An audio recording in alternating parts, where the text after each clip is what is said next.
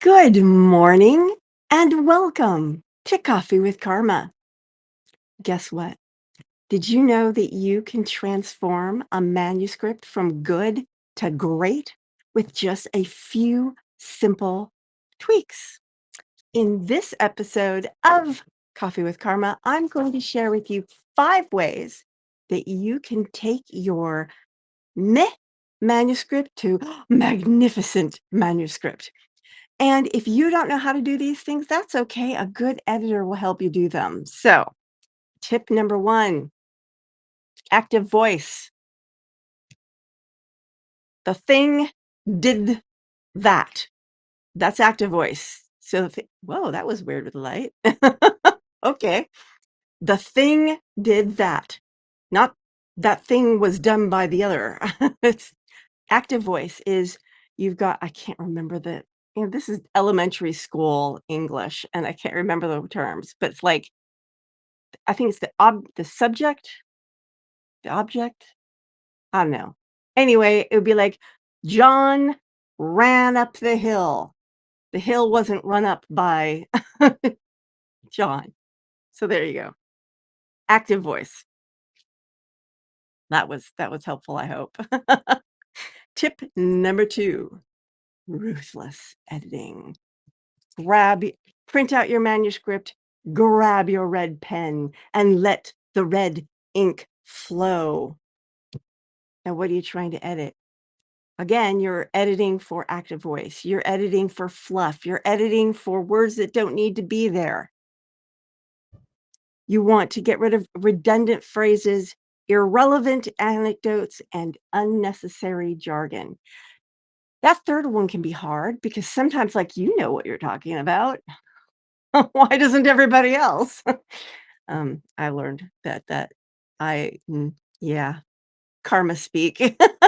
So, yeah, get rid of the jargon, unless the only time you keep jargon in is if your audience is going to expect it.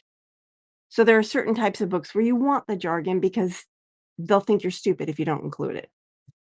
Just saying. But that is not the case in a lead attracting book. So there you go. And by the way, I just realized I didn't tell you who I was. Hi, I'm Spence, and I help entrepreneurs write a lead attracting book in 90 days or less. Well, let's move on with the tips.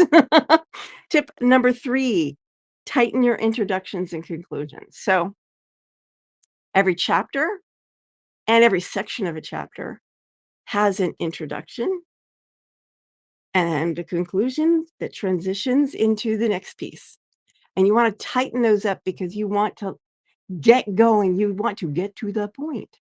Just get to the point. So I just got to the point. Tighten your introductions and conclusions. Tip number 4, precise word choice. This has been a bugaboo of mine since I was a kid. I remember as a little kid in elementary school, kids teasing me because I used the word average. And they're like, well, why don't you use the word normal? And my answer is because that wasn't what I meant. Normal, average, medium, median, those are all mean kind of the same thing, but they do not mean the same thing. They don't mean the same. There are precise meaning. It's like people who utilize when use will work just fine because the word utilize has a very specific meaning and you don't use it for everything. Don't use utilize just to sound smart. Stop it. Stop it, stop it, stop it. That just drives me crazy. There you go. So that was tip number 4. Use precise word choice. And tip number 5 is streamline your stories. Did you notice how I told that story fairly quickly? That is a streamlined story. I didn't have to go into all the other stuff around it. So when you're telling your stories in your books, just take out the details that don't need to be there. Add the details that add verisimilitude and need to be there, that give that sort of raw experience ness to it. So there you go.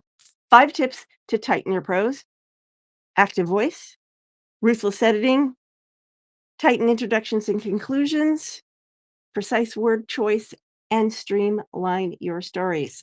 I hope you found these 5 tips helpful. And if you would like help in tightening up your prose, schedule a curious conversation with Karma at karmaspence.com/schedule. And I can either help you myself or point you to one of the many wonderful editors that I work with. And if you have any further tips for tightening your prose, please feel free to drop them in the comments below. Maybe I'll include them in a future episode of Coffee with Karma. So, this is the end of Coffee with Karma. This is Karma Spence saying ciao for now. Oh, quick thing. Tomorrow I'll be sharing 5 tips for balancing depth and brevity in your writing. So see you tomorrow. Ciao.